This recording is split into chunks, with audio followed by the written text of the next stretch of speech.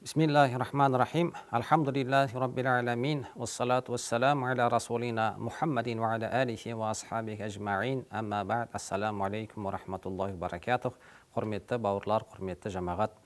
Өкінішке орай соңғы уақыттарда дінге, діни қызметке, дін қызметкерлеріне түрлі сөздер мен айыптаулар айту әлеуметтік желіде жиі көрініс беріп жатыр. Сол мәселенің бірі жақында ғана осындай бір видео үндеу жасалып, дінімізге, пайғамбарға, Құранға қатысты бір жақты сыңар езулік бір пікір айтылғандығы бізді қынжылтады. Әрине, біз діни мәселені көтермес бұрын, дінге қатысты бір сөз айтпас бұрын жан жақты ойланып, нақты дәлелменен, жағы дұрыс пайымменен сөйлеу қажет екендігін ұмытпауымыз керек. Біздің дініміз ислам, пайғамбарымыз Мұхаммед саллаллаху алейхи вассалам, кітабымыз қасиетті Құран.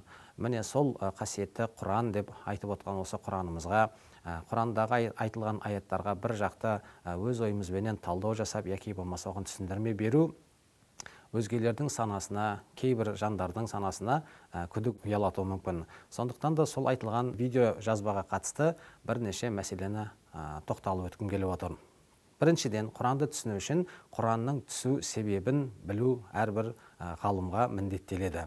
Яғни араб тілін жетік білумен қатар, Құранның сүрелерін, оның аяттарының қашан, қай уақытта, қандай себепке, қандай мәселеге қатысты түскенін білу ол талап етіледі. Себебі кәпірге айтылған, яки болмаса мүшрикке айтылған, немесе басқа бір жағдайға айтылған аятты мұсылманға қарсы айтуға ол дұрыс болмайды. Ол Құранның біз мағынасын бұзамыз. Өз бетімізше түрлі мағына беруге тырысу өзгелердің адасуына, яки болмаса өзіміздің адасуымызға себеп болады. Сондықтан да Құранның түсу себебін білуіміз керек болады бірінші кезекте. Екінші кезекте сол Құранның түскен сүрелердің, аяттардың тәпсірін, яғни оның не үшін айтылғандығын, бұл жерде қандай мәселе меңзеліп тұрғандығын сол ғалымдардың түсіндірмесіне де жүгінуге міндетті боламыз. Өйткені біз барлығын бірдей тікелей мағынасынан ала алмаймыз. Біз тарихымызға қарайтын болсақ, мұсылмандардың ішінен де кейбір ағымдар шыққан, адасқан ағымдар, олар да Құранды өз беттерінше түсініп, өз беттерінше бір жақты мағына беруге, яғни буквализм дейміз ғой, Құранның тікелей мағынасын алып, пайдалануға өздерінің ұстанымдарын соған сәйкес көрсетуге тырысқан жағдаяттар орын алғандығымыз тарихтан жақсы білеміз. Сондықтан да бұлай жасау адамды адасуға, құрдымға жетелейді. Сол видео жазбада мына нәрсені келтіреді. Яғни Құранда ислам дінін қандай ел қабылдау керек, қандай ел қабылдамау керек деген секілді мағынадағы аятты түсіндіруге тырысады видео жазбада.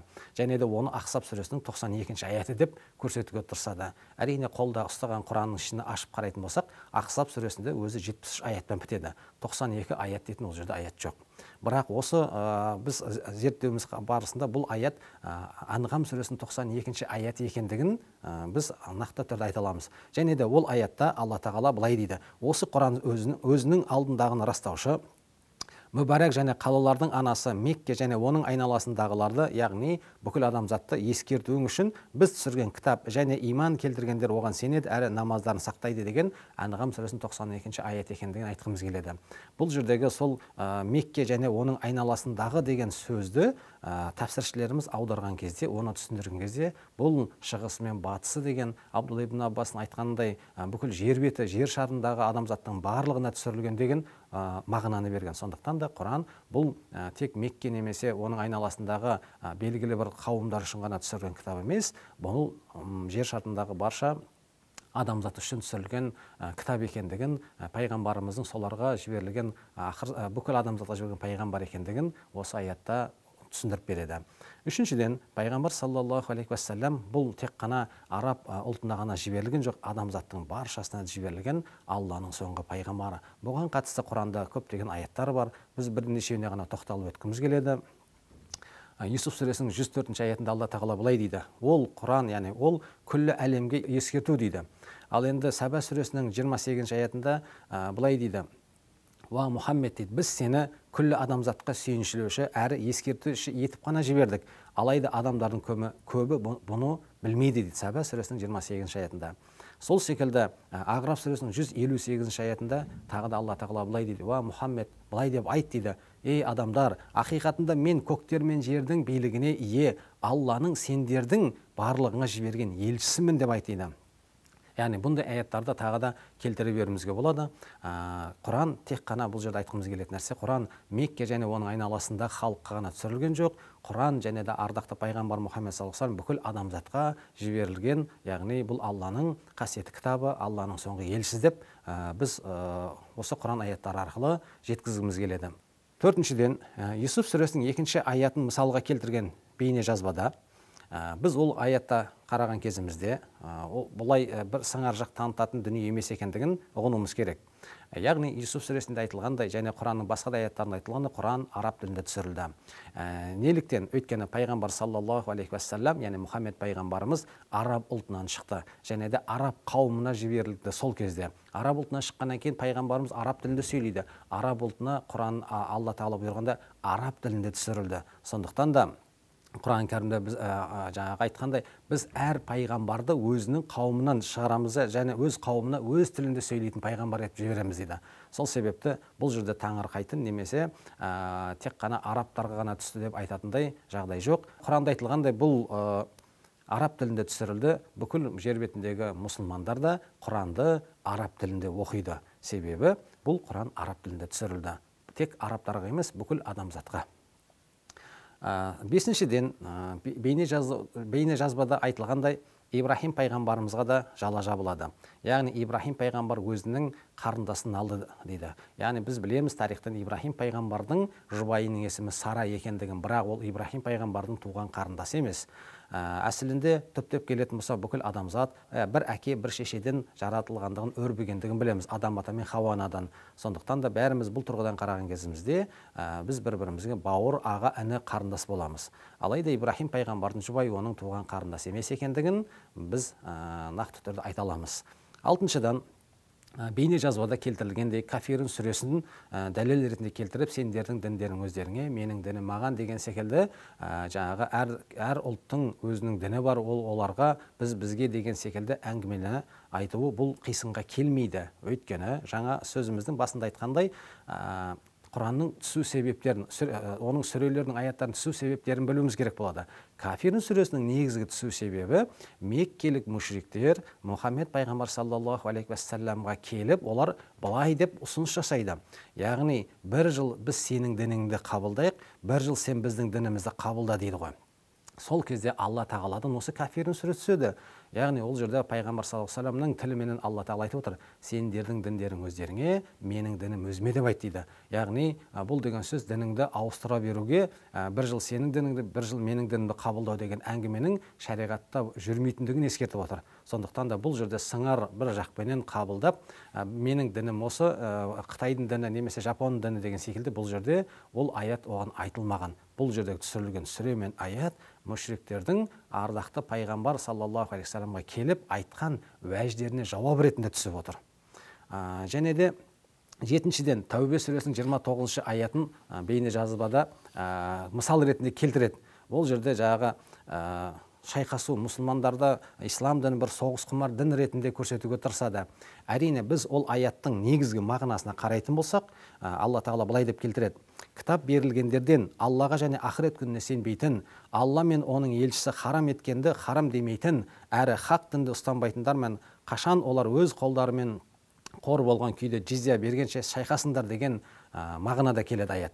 Енді бұл жердегі олармен шайқасындар деген мәселе, бұл Тәубе сүресінің 29-шы аятын түсу себебіне қарайтын болсақ, сол уақытқа шейін Меккенің мүшриктері және оның айналасындағы дінсіздер мұсылмандармен соғысып, мұсылмандарға күн бермей, оларға қысым жасап, түрлі қоқан-лоқы жасағандығын біз жақсы білеміз. Мұсылмандардың саны көбейіп, олар енді өз алдына бір дербес ислам мемлекетінің іргесі қаланғаннан кейін Алла тағала сол мүшриктерменен соғысуға рұқсат береді. Және де оларға бұл жолы я мұсылмандықты қабылдаңдар, немесе мұсылмандықты қабылдамасаңдар ислам мемлекетін мойындап оларға салық төлеңдер деген мағынада Алла тағаланың осы аят түседі. Сондықтан да бұл жердегі мәселе ислам діні соғыс құмар дін емес екендігін біз астын сызып тұрып айтқымыз келеді.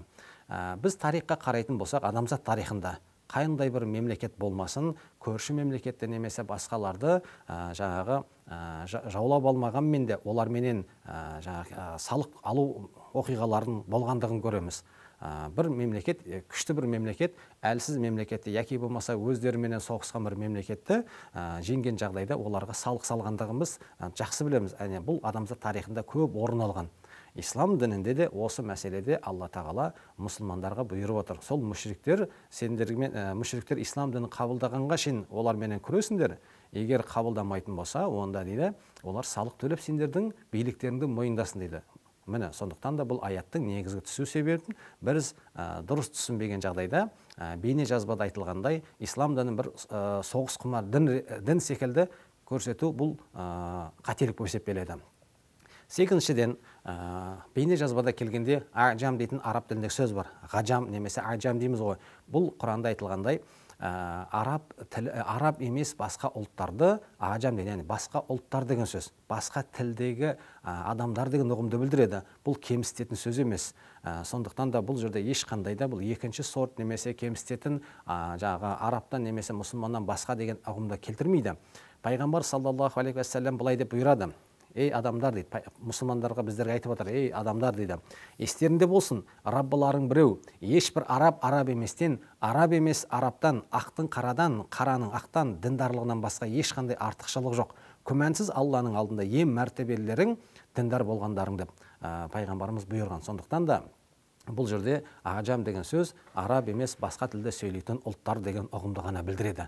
Бұл кемсіту немесе жаңағы нәсілдікке бөлінуге ешқандай да негіз жоқ екендігін жеткізгіміз келеді.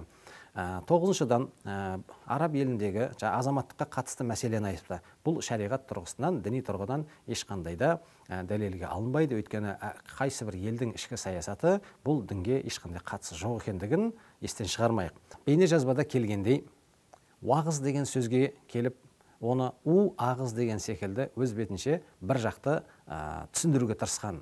Құрметті бауырлар, құрметті тыңдармандар, ұмытпаңыздар, қазақ тілінде, яғни қай бір тілде болмасын, қазақ тілінде араб тілінен, парсы тілінен, түркі тілінен енген сөздер бар. Мысалы, мектеп, мұғалім, бұлардың бәрі араб тілінен, дәптер, қалам араб тілінен енген сөздер, фарс тілінен де енген сөздер бар. Сол секілді бұл діни термин ретінде ваизун дейтін араб тіліндегі уағыз дейтін сөз біздің тілімізге енген. Сондықтан да бұл жердегі ешқандай да ағыз деп айталатындай, сананы олайтындай әңгіме деген ұғымға келмейтіндігін біз астын сызып тұрып жеткізгіміз келеді. Бұл діни уағыз насихат, бұл араб тілінен енген қазақ тіліндегі сөз. Сондықтан да өз тіліміздегі кірме сөздерді де бұрмалауымыз бұл қателік болады. Құрметті бауырлар, мұндай дінімізге, пайғамбарымызға, қасиетті кітабымызға айтылып жатқан бір жақты айыптауларды қабылдамауларыңызды сұраймыз. Әрине, қай заманда болмасын, бұндай адамдар шығады қоғам ішінде, әртүрлі пікір айтатын адамдар болады, дінді айыптайтын, мансұқтайтын адамдар шығады. Біз тек қана Алладан ондай жандар үшін хидаят сұраймыз. Қасиетті Рамазан айында Алла тағаладан біздер дұға етейік, бұндай адасып жүргендерге Алла өзі тура жолын нәсіп етсін.